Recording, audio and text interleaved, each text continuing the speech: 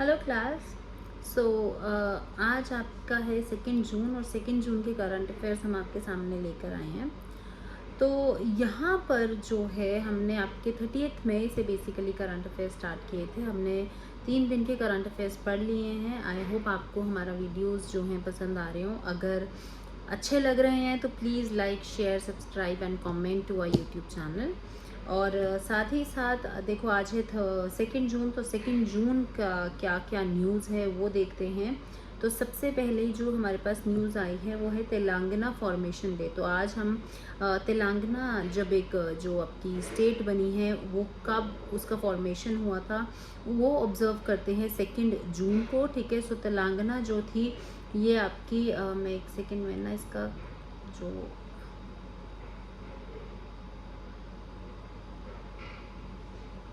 Okay, सो तेलंगाना जो है formation day ये इसका 2 जून को ऑब्जर्व होता है। मतलब तेलंगाना का जो फॉर्मेशन हुआ था, ठीक है। तेलंगाना जो है आपका आंध्र प्रदेश से स्टेट निकल कर आया था, ठीक है। और ये 28th स्टेट थी इंडिया की, ठीक है, जो फाउंड हुई थी ऑन 2 जून 2014 में, ठीक है।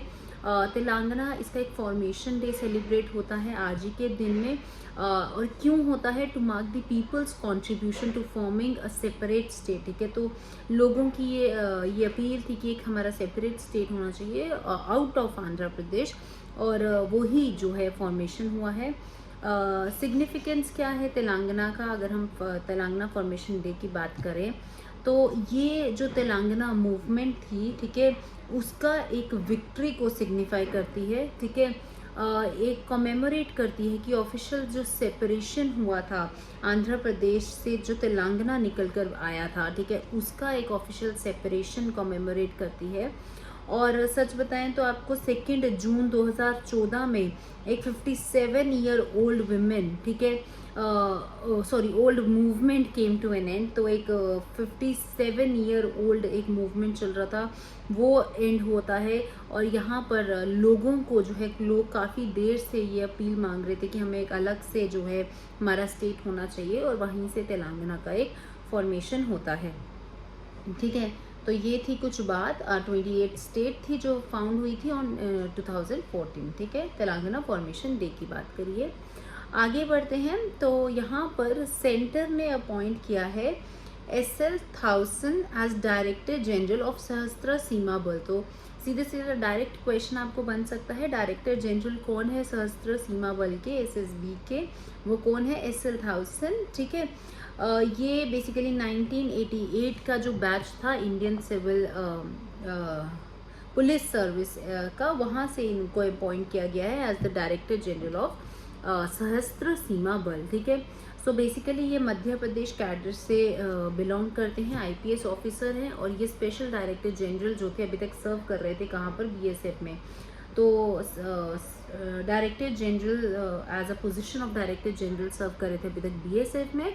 सशस्त्र सीमा बल फोर्स जो है वो क्या है? वो एक गार्ड करता है आपका जो नेपाल का जो बॉर्डर है वहाँ पर, जो नेपाल और इनफैक्ट भूटान का जो बॉर्डर है वहाँ पर जो फोर्सेस हैं वो बेसिकली बॉर्डर एरियाज़ में जो भी आपका प्रोटेक्शन प्रोवाइड करवाती है नेपाल और भूटान का, ठीक है। सो नेपाल और भूटान के बॉर्डर्स पर जो है ये आपको ये SSB की फोर्सेस जो हैं वो देखने को मिलती हैं, ठीक है। सो अगर मैं बात करूँ पोस्ट जो SSB चीफ की है वो काफ़ी देर से वेकेंट पड़ी थी, काफ़ी देर से खाली थी, ठीक है। और उसके बाद जो DG कुमार राजेश चंद्र, ठीक है, जब वो रिटायर हुए थे ऑन 31 दिसंबर लास्ट ईयर, तब से जो है इनका पोस्ट खाली पड़ा था। सो आपसे कोई पूछेंगे इनका प्रीवियस ईयर के जो चीफ थे वो कौन थे? वो थे DG कुमार राजेश चंद्र, ठीक है। और यहाँ पर जो है Indo Tibetan force border police की बात करें तो उन्होंने जो चार्ज था, ठीक है, जिसमें जो डायरेक्टर जनरल थे संजय अरोड़ा, ठीक है, उन्होंने चार्ज लिया हुआ था अभी तक इनका, लेकिन काफ़ी देर तक लास्ट ईयर से लेके अभी तक इनका जो पोजीशन था वो वेकेंट था, और अब फाइनली SL थाउसन ने इनका जो डायरेक्टर जनरल का पोजीशन संभाला है, ठीक है। सो ये थी कहानी कुछ आपकी सशस्त्र सीमा बल की। उसके बाद आगे बात करते हैं, GST की बात हो रही है। तो गवर्नमेंट ने 1.41 लाख रुपीज़ करोड़ ठीक है, जीएसटी कलेक्ट किया है। इनमें GST revenue for may stood at nearly 1.41 lakh crore, ठीक है। 44% इंक्रीज हुआ है over the same month last year. तो लास्ट ईयर जो है हमारा जितना भी जीएसटी था उसका हमने इस बारी 44% जो है सरकार ने जीएसटी कमाया है, लोगों ने टैक्सेस पे किए हैं। अच्छी खबर है हमारे लिए, ठीक है। ये फाइनेंस मिनिस्ट्री का कहना है। गुड्स एंड सर्विस टैक्स की बात करूं तो ये एक देखो जीएसटी जो है सबको पे करना पड़ता है, जो भी हमारे कंट्री में जो है सिटीजन है, ठीक है। सो काफ़ी ज़्यादा जो है इस बारी जीएसटी कटा हुआ है। अच्छी बात है, कंट्री की इकोनॉमी के लिए अच्छा है, कंट्री की जीडीपी के लिए अच्छा है, कंट्री की ग्रोथ के लिए अच्छा है। तो ये चीज़ हमें थोड़ी बहुत पता होनी चाहिए, ठीक है। आगे बढ़ते हैं। वैट, ठीक है। सो वैट की यहाँ पर बात करिए थोड़ी सी, हम फुल फॉर्म अगर बात करें वैट का, तो वैट का फुल फॉर्म होता है वैल्यू एडेड टैक्स, ठीक है। और बेसिकली वैल्यू एडेड टैक्स एक तरीके का टैक्स ही है। जैसे आपके पास अलग अलग किस्म के टैक्स होते हैं, हमारे पास डायरेक्ट टैक्स होता है, इनडायरेक्ट टैक्स होता है। सो यहाँ पर भी value added tax is an indirect tax, ठीक है। जो टैक्स हैं, देखो जो टैक्स हैं वो भी दो टाइप के हैं। डायरेक्ट टैक्स वो होता है जो हम डायरेक्टली पे करते हैं सरकार को, और इनडायरेक्ट टैक्स वो होता है जो हम इनडायरेक्टली पे करते हैं सरकार को, ठीक है। डायरेक्ट टैक्स कैसा हो गया, फॉर एग्जांपल जो भी आपकी जो सैलरी है, अगर आप कहीं जॉब कर रहे हो या फिर आपका कहीं पर आप काम कर रहे हो और आपकी अगर कुछ सैलरी है, ठीक है, अगर 5 से 10 लाख या फिर 10 से 15 लाख पर एनम, देखो 5 से 10 के बीच में तो आपको कुछ पे नहीं करना पड़ता है, लेकिन अगर 10 से 15 लाख के बीच में है एंड अबव दैट तो आपको कुछ परसेंट जो है टैक्स पे करना पड़ता है। 15 to 25 लाख है तो आपको 10% टैक्स पे करना पड़ता है, ठीक है। ये एक राउंड ऑफ फिगर मैं बता रही हूँ, this is not the exact figure. अगर 25 से ऊपर है तो आपको 25% एंड सो ऑन, ठीक है, पर एनम की बात हो रही है। तो ये क्या है, ये आप अपनी सैलरी में से जितनी भी सैलरी आ रही है उसका 10% जो है आप डायरेक्ट टैक्स सरकार को पे कर रहे हो, ठीक है। डायरेक्टली आप पे कर रहे हो सरकार को, तो इसको हम बोलेंगे डायरेक्ट टैक्स। इनडायरेक्ट टैक्स कौन सा हुआ कि जो आप इनडायरेक्टली पे कर रहे हो सरकार को। फॉर एग्जाम्पल आप मार्केट में जाते हो, एक दुकान से बिस्किट का पैकेट उठाते हो, अब उस बिस्किट का पैकेट अगर 12 रुपए का है मार्केट में और एक्चुअल उसका प्राइस था 10 रुपए, तो यहाँ से 2 रुपए का आपको टैक्स पड़ रहा है, ठीक है। जीएसटी लगा के 2 रुपए का टैक्स पड़ रहा है। ये जो 2 रुपए है ये भी तो सरकार को ही जा रहा है ना, सरकार को ही टैक्स जा रहा है। लेकिन आप ये टैक्स डायरेक्ट जाके सरकार को नहीं दे रहे हो, आप क्या कर रहे हो, आप दुकान के पास जा रहे हो, उसको बोल रहे हो कि मुझे 12 रुपए का बिस्किट दे, और वो दुकानदार ने 2 रुपया जो टैक्स उसने आगे पे करना है सरकार को, वो उसने आपका 2 रुपया रख लिया। तो दैट मीन्स ये जो वैल्यू, ये जो इनडायरेक्ट टैक्स है, ये आप इनडायरेक्टली सरकार को पे कर रहे हो, ना कि डायरेक्टली, ठीक है। सो यहाँ पर जो वैल्यू एडेड टैक्स है ये भी एक तरीके का इनडायरेक्ट टैक्स है, ठीक है। अगर हम इससे नाम से ही समझें तो देखो वैल्यू एडेड का क्या मतलब है, वैसा टैक्स जिसने आपके प्रोडक्ट की वैल्यू बढ़ा दी, ठीक है। ऐसा टैक्स क्यों, देखो अगर आपका फॉर एग्जांपल मैं आपको एक छोटा सा एग्जांपल देती हूँ। एक रिटेलर है, उसने फ़ोन जो है लिया, ठीक है, और उसने आगे जो है फ़ोन एक शॉपकीपर को देता है। अगर फ़ोन 10,000 का इसको पड़ा है, रॉ मटेरियल्स और ये सब लगा के, और शॉपकीपर के पास ये फ़ोन जाता है 12,000 का, और आगे शॉपकीपर क्या करता है, इस फ़ोन की पैकिंग कराता है, ठीक है। फ़ोन की पैकिंग करवा रहा है, मतलब उसको किसी तरीके की जो चीज़ें हैं, ठीक है, वो समझ में फ़ोन की अगर पैकिंग करवा रहा है या जो भी चीज़ें हैं, ठीक है, तो यहाँ पर ये चीज़ समझ आ रही है कि यहाँ पर एक फ़ोन का जो वैल्यू है वो ऐड हुआ है। कैसे, क्योंकि अभी तक ये खाली डब्बा था, क्या पता इसके पास डब्बे पे फिर उसको रैपिंग पड़ी, पैकेजिंग पड़ी, दैट मीन्स फ़ोन की जो वैल्यू थी अगर 12,000 थी, इसमें 500 का पैकिंग पड़ा, ठीक है। तो इसका मतलब इसमें क्या हुआ, 500 रुपया वैल्यू ऐड होता है फ़ोन का, ठीक है ना। और वैल्यू एडेड टैक्स का क्या मतलब है कि इस वैल्यू जो एडिशन हुआ है उस पर कितना टैक्स लगेगा, ठीक है। That is what value added tax means, ठीक है। सो वैट का फुल फॉर्म ही यही है, वैल्यू एडेड टैक्स। ये एक इनडायरेक्ट टैक्स है जो कि गुड्स एंड सर्विसेज पर लगता है, ठीक है। और जब भी किसी भी पॉइंट पर प्रोडक्शन होता है या फिर डिस्ट्रीब्यूशन होता है, ठीक है, वहाँ पर जो है ये टैक्स लगता है। और अप्रैल 1 को मैं बात करूँ, सो अप्रैल 1 को 2005 में, ठीक है, वैट जो है वो इम्प्लीमेंट किया गया था। ओके, जो अमाउंट है वैल्यू एडिशन की हर स्टेज पर, ये पहले डिटरमाइन किया जाता है, ठीक है, फिर इसके ऊपर टैक्स लगता है, ठीक है, और फिर जो है ये आगे जो है कंज्यूमर तक पहुंचता है। सो एक प्रोडक्ट की जब वैल्यू ऐड हो जाती है तो कहा जाता है कि 10% जो है वैट लगेगा, ठीक है। दैट मीन्स 500 रुपये का 10% 50 रुपये टैक्स लगेगा इसके ऊपर, ठीक है। सो इसी वजह से जो भी हमारे प्रोडक्ट्स होते हैं, अगर 10,000 का रिटेलर को पड़ा और शॉपकीपर को इसने 12,000 का बेचा, शॉपकीपर ने आके उसकी वैल्यू ऐड करके उसमें पैकेजिंग हुई, उसमें और चीज़ें ऐड होती हैं, उस पर और टैक्स लगता है, ठीक है। और दैट इज़ वाई ये कंज्यूमर तक जो है और कॉस्टली जो है आपका फ़ोन बिकेगा, ठीक है। सो 2005 में जो है वैल्यू एडेड टैक्स को इम्प्लीमेंट किया गया था और इसका जो वैल्यू है वो हर स्टेज पर डिटरमाइन किया जाता है और उसके बाद में जो है टैक्स लेवाई होता है, ठीक है। और एट दी एंड अगर जब हम कंज्यूमर की बात करते हैं तो उनको पूरा का पूरा जो वैट है वो पे करना पड़ता है, ठीक है। कस्टमर्स जो होते हैं एट अर्ली स्टेज, ठीक है, कई बार उन्होंने पहले ही ये टैक्स पे कर दिया होता है, लेकिन फाइनल कस्टमर्स जो होते हैं जो कि एंड में जाके फ़ोन लेते हैं, क्योंकि हो सकता है कि अगर ये जो आपका शॉपकीपर है, क्या पता इसने भी इस प्रोडक्ट पे वैट जो है पे किया हो, वैट दिया हो, ठीक है ना। तो ये कहानी थी वैल्यू एडेड टैक्स की। और ये कंजप्शन टैक्स है, मैं आपको बता दूं, कंजप्शन, ठीक है, कंजम्पशन टैक्स है, क्योंकि जो सारा का सारा जो टैक्स बर्डन है वो किस पर लग जाता है, वो कंज्यूमर पर लग जाता है एट दी एंड, ठीक है। तो ये इकोनॉमिक्स का एक पूरा का पूरा टॉपिक रहेगा, हम इसको ज़्यादा नहीं इसमें डीप में जाएंगे, ठीक है। इसके बाद आपका जो नेक्स्ट आपका जो न्यूज़ है वो क्या है, आपके senior IPS officer Zulfiqar Hasan ये न्यू डीजी बनते हैं of bureau of civil aviation security, ठीक है। सो ब्यूरो, यहाँ पे हम लिख रहे हैं bureau of civil aviation security, ठीक है। सो सीधे सीधे क्वेश्चन आ सकता है, who becomes the new director general of bureau of civil aviation security, ठीक है। तो यहाँ पर जो आपके नए डायरेक्टर जनरल बने हैं उनका नाम है जुल्फिकार हसन, ठीक है। यहाँ पर इन्होंने क्या बोला है, एक ऑफिशियल ऑर्डर ने बताया कि Zulfiqar Hasan has been appointed for the tenure of up to 2024 तक जो हैं अब ये हमारे जो नए डायरेक्टर जनरल रहेंगे BCAS के, ठीक है। सो ये आपकी कहानी थी। डायरेक्ट क्वेश्चन बन सकता है, ज़्यादा डेप्थ में इसमें हम नहीं जाएंगे। अगला आपका जो न्यूज़ है वो क्या है, US frontier overtakes Japan's Fugaku as a world's most powerful super computer.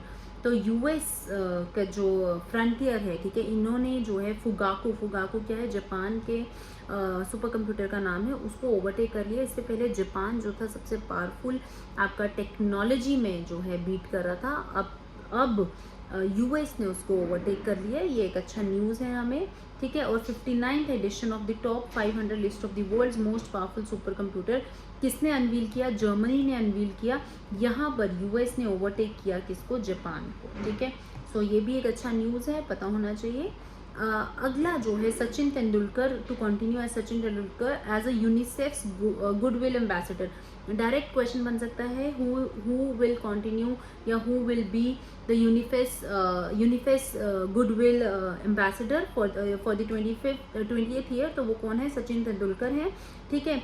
और यूनिसेफ क्या है, जो basically united nation children's fund है, ठीक है। ये बच्चों का जो सुख सुविधा है, बच्चों के लिए किस तरीके से, अगर किसी के पेरेंट्स नहीं है तो उसके ऊपर किस तरीके से काम किया जाएगा, उनको अच्छी एजुकेशन, अच्छी हेल्थ, अच्छे लाइफस्टाइल जो है कैसे मिलेगा, ये एक ऑर्गेनाइजेशन है जो बच्चों के लिए स्पेशली काम करती है। और सचिन तेंदुलकर को इसके जो एम्बेसडर हैं, ठीक है, वो घोषित किया है और ये 20th ईयर जो है वो सेलिब्रेट किया है, ठीक है। तो उसके बाद हम बात करते हैं, प्रेसिडेंट इनॉग्रेट्स अखिल भारतीय आयुर्वेद महासम्मेलन, ठीक है। तो अखिल भारतीय आयुर्वेद महासम्मेलन जो है वो किसने इनॉग्रेट किया है, वो प्रेसिडेंट ने इनॉग्रेट किया है। 59th अधिवेशन जो है ये रहा है। श्री रामनाथ कोविंद जो कि इंडिया के प्रेसिडेंट है, इन्होंने 59th महाअधिवेशन of the Akhil Bharatiya Ayurveda महासम्मेलन ऑर्गेनाइज किया। कहाँ पर? उज्जैन मध्य प्रदेश में। ठीक है, सो इम्पॉर्टेंट न्यूज़ है। किसने ऑर्गेनाइज किया? हमारे प्रेसिडेंट ने ऑर्गेनाइज किया अखिल भारतीय आयुर्वेद महासम्मेलन। कहाँ पर? उज्जैन में। ठीक है, आयुर्वेद का बेसिकली मतलब क्या होता है? मतलब है साइंस ऑफ लाइफ। ठीक है, साइंस ऑफ लाइफ इसका मतलब है, संस्कृत में इसको बेसिकली यही बोला जाता है। ठीक है, और यहाँ पर मैं आपको बता दूँ बहुत ज़्यादा मेडिकल जो चीज़ें बताई जाएंगी, किस तरीके से अपना ध्यान रखना है, आयुर्वेदा ऑर्गेनिक तरीके से किस तरीके से ध्यान रखना है, इलनेस जो है किस तरीके से उसको ट्रीट किया जाएगा, वो सारी चीज़ें जो है यहाँ पर बताई जाएंगी। और 59th नंबर का जो है ये महासम्मेलन कहाँ पर ऑर्गेनाइज हुआ है? उज्जैन मध्य प्रदेश में। इम्पॉर्टेंट है, ये JNK की न्यूज़ है। यहाँ के हमारे पैंथर्स पार्टी के जो लीडर हैं भीम सिंह, उनकी अभी डेथ हो गई है और ये काफ़ी दुखद समाचार है हमारे लिए, पूरे जम्मू के लोगों के लिए, और स्पेशली मतलब जो भी इनको जानते थे पर्सनली, तो यहाँ पर कल ही इनका निधन हुआ है। ठीक है, और इन्हीं के रेजिडेंस में पैंथर्स पार्टी के ये लीडर थे। He was 80। ठीक है, 80 साल के थे। और यहाँ पर जो JNK की जो पैंथर्स पार्टी है उसके ये फाउंडर भी रहे हैं। ठीक है, और काफ़ी ज़्यादा इनका नाम रहा है। एक लॉयर थे बाय प्रोफेशन। ठीक है, बहुत अच्छे लॉयर थे। ठीक है, काफ़ी देर से बीमार थे और गवर्नमेंट कॉलेज में एडमिटेड थे, मेडिकल कॉलेज में इनकी मतलब एडमिटेड थे, तो वो उस वजह से जो है इनका निधन हो जाता है। अगली बात करूं तो आपकी जो इकोनॉमिक ग्रोथ है ये एक्सपेक्ट की है टू बी 8.7%। ठीक है, फाइनेंशियल ईयर 2022 में 8.7% जो है गिरी है फ्रॉम 8.9%। ठीक है, सो यहाँ पर देखा जाए तो इस साल जो आपकी इकोनॉमिक ग्रोथ है वो इतने परसेंट इंक्रीज़ होने की बात करी गई है। 8.7% जो है करी है। अगर मैं बात करूँ इसका जो फॉल हुआ है, ठीक है, इन मार्च 2021-22 में, तो 4.1% जो है ये गिरी है इकोनॉमिक ग्रोथ। लेकिन इस साल जो है एस्टिमेट लगाया गया है कि 8.7% जो है इसका ग्रोथ रहेगा। अच्छी जीडीपी हमारा यहाँ पर अच्छी जीडीपी जो है हमें देखने को मिलेगी, जिसको हम बोलते हैं ग्रॉस डोमेस्टिक प्रोडक्ट। मतलब कंट्री का ग्रोथ बढ़ेगा, कंट्री का प्रोडक्शन बढ़ेगा, कंट्री का मैन्युफैक्चरिंग बनेगा। अच्छा, इसका जो है ये एस्टिमेट लगाया गया है इस साल का। ठीक है, और ड्यू टू कोविड जो है काफ़ी ज़्यादा चीज़ें हमें ये ऐसी देखने को मिली थी। एक और न्यूज़ है आपकी, ये है आपकी former West Indies skipper Darren Sammy conferred with the Sitara e Pakistan award. Direct news बन सकती है, who is conferred with Sitara e Pakistan award. So Darren Sammy है जिनको ये अवार्ड से नवाजा गया है। ठीक है, और ये जो अवार्ड है पाकिस्तान की सर्विसेज के लिए दिया जाता है। 38 ईयर्स के हैं, ऑल राउंडर इनको कहा जाता है। बहुत अच्छे से इन्होंने जो है T20 सीरीज़ में, वर्ल्ड सीरीज़ में जो है पार्टिसिपेट किया था, और अच्छा सा इनका एक ओहदा भी रहा था। ठीक है, आगे बात करती हूँ one belt one road. So basically one belt one road एक इनिशिएटिव है, ग्लोबल इंफ्रास्ट्रक्चर डेवलपमेंट प्रोग्राम है, स्ट्रैटेजी है।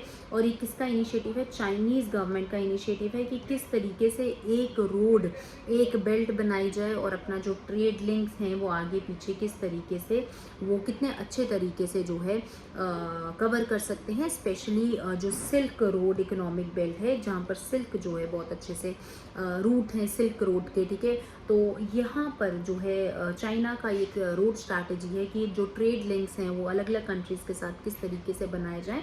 तो एक रोड इनिशिएटिव, एक डेवलपमेंट, इंफ्रास्ट्रक्चर डेवलपमेंट स्ट्रैटेजी है। ठीक है, और बेसिकली ये जितने भी जो रोड हैं ये यहाँ पर सी रूट्स जो है वो उसके थ्रू एक बेल्ट बनाना चाहते हैं। और इसका मेन ऑब्जेक्टिव यही है कि लार्ज मार्केट जो है उसको क्रिएट कर सके, ताकि जितने भी डोमेस्टिक और इंटरनेशनल मार्केट्स हैं वो फैसिलिटेट कर सके। कल्चरल जो एक्सचेंजेस हैं, इंटीग्रेशंस हैं। ठीक है, तो हमारे जितने भी कल्चर में हम अगर पीछे छूट रहे हैं तो ये जो डिफरेंट कल्चर्स हैं वो डेवलप हों, डिफरेंट कल्चर्स इंटरमिक्स हों, इस तरीके का इनिशिएटिव है of one road belt and one road का। और ये किसका इनिशिएटिव है? चाइनीज़ गवर्नमेंट का इनिशिएटिव है। और यहाँ पर हमने एक इंक्लूड किया है, इकोनॉमिक कॉरिडोर्स भी इंक्लूड किए हैं इसके, ठीक है। सो ये आज की कुछ न्यूज़ थी जो आपको थोड़ी बहुत पता होनी चाहिए। मैंने बहुत ही बेसिक चीज़ें कवर करी हैं जो JKSS भी पूछता है, ज़्यादा डेप्थ में हम नहीं गए हैं, बहुत ही बेसिक चीज़ें हैं। तो जल्दी से एक बारी हम देख लेते हैं हमने क्या पढ़ा है अभी तक।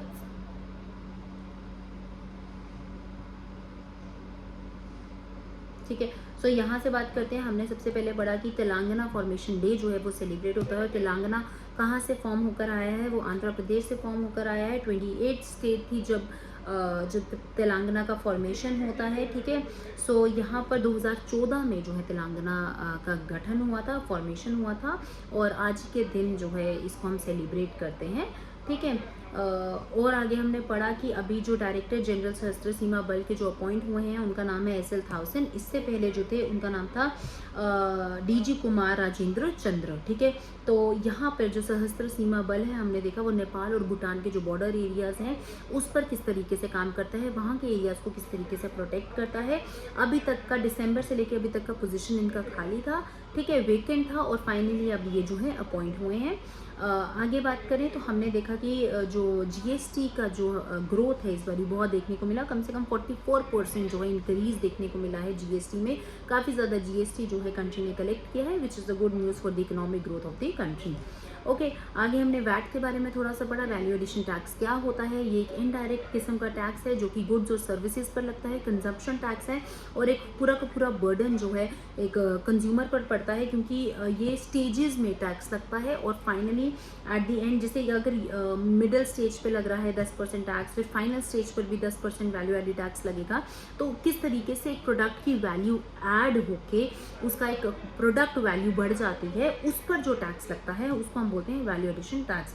तो ये भी हमने चीज़ें पढ़ी। उसके बाद हमने देखा कि जुल्फ़िकार हसन जो कि एक IPS ऑफिसर हैं, उनको bureau of civil aviation security का डायरेक्टर जनरल बनाया गया। एक आपको डायरेक्ट न्यूज़ पूछी जा सकती है। फिर हमने देखा कि US फ्रंटियर ने ओवरटेक कर लिया है जापान फुगाकू, ठीक है। फुगाकू क्या है? जापान के सुपर कंप्यूटर का नाम है, और ये एक कंपनी का नाम है, और इसको जो है US अभी तक वो ही टॉप पर चल रहा था, लेकिन अभी टॉप 500 लिस्ट निकली है मोस्ट पावरफुल सुपर कंप्यूटर्स, और ये लिस्ट किसने अनवील करी है? जर्मनी ने अनवील करी है, ठीक है। तो यहाँ पर ये चीज़ें हमें पता लगी हैं। उसके बाद हमने देखा कि सचिन तेंदुलकर जो है वो यूनिसेफ गुडविल एम्बेसडर रहेंगे, और ये 20th ईयर के मतलब विल कंटिन्यू, सचिन तेंदुलकर इसको अभी तक कंटिन्यू करेंगे, goodwill ambassador for the record of the 20th year. तो काफ़ी देर से ये एम्बेसडर हैं इस अच्छी सी ऑर्गेनाइजेशन के। उसके बाद हमने देखा कि प्रेसिडेंट रामनाथ कोविंद ने अखिल भारतीय आयुर्वेद महासम्मेलन, ठीक है, जो कि 59th मेला था, उसको ऑर्गेनाइज करवाया। कहाँ पर करवाया? उज्जैन में करवाया। और ये महासम्मेलन बेसिकली आपकी जो आयुर्वेदा है, आपकी जो ऑर्गेनिक प्रोडक्ट्स हैं, आप किस तरीके से ट्रीट किया जा सकता है इलनेस, उस पर ध्यान देकर चला जाता है। आगे बात करी तो पैंथर्स पार्टी की बात हो रही है। यहाँ पर जम्मू निवासियों के लिए एक दुखद समाचार है ये चीज़ कि भीम सिंह की जो है डेथ हो गई है। पैंथर्स पार्टी के फाउंडर भी रहे थे, 80 साल के थे, एक बाय प्रोफेशन लॉयर थे, काफ़ी देर से बीमार थे, इसलिए इनकी डेथ हो गई। उसके बाद हमने देखा कि इकोनॉमिक ग्रोथ जो है इस साल बढ़ने वाला है, 8.7% जो है इंक्रीज बताया गया है। डायरेक्ट क्वेश्चन पूछ सकते हैं, लास्ट ईयर जो है 4.1% इसका डिक्रीज हुआ था ड्यू टू कोविड पैंडमिक जो भी चल रहा था, तो काफ़ी ज़्यादा इकोनॉमिक ग्रोथ हमें स्लो देखने को मिली थी, लेकिन इस साल बताया जा रहा है कि अच्छा एक इकोनॉमिक ग्रोथ रहेगा, ठीक है। सो उसके बाद हमने देखा कि वेस्ट इंडीज़ के जो स्पीकर हैं डैरेन सैमी, इनको जो है एक अवार्ड से नवाजा गया जिसका नाम है सितारे पाकिस्तान अवार्ड, ठीक है। सो ये एक अवार्ड है for the services to the Pakistan, ठीक है। उसके बाद हमने देखा वन बेल्ट वन रोड जो एक इंफ्रास्ट्रक्चर डेवलपमेंट स्ट्रैटेजी है, किसकी स्ट्रैटेजी है? चाइना की स्ट्रैटेजी है, और ये एक ऐसी स्ट्रैटेजी है कि चाइना जो है एक मार्केट बढ़ा रहा है, कनेक्शन बढ़ा रहा है बाकी कंट्रीज़ के साथ थ्रू द सी रूट्स, ठीक है। तो ये एक बहुत अच्छी जो है हमें न्यूज़ देखने को मिली है, ठीक है। सो आज का जो हम टॉपिक है वो इतना ही रखेंगे। मिलते हैं तुमसे कल, और कल लाएंगे हम आपका 3 जून के जो करंट अफेयर्स लाएंगे। So thank you for watching, and please like, subscribe.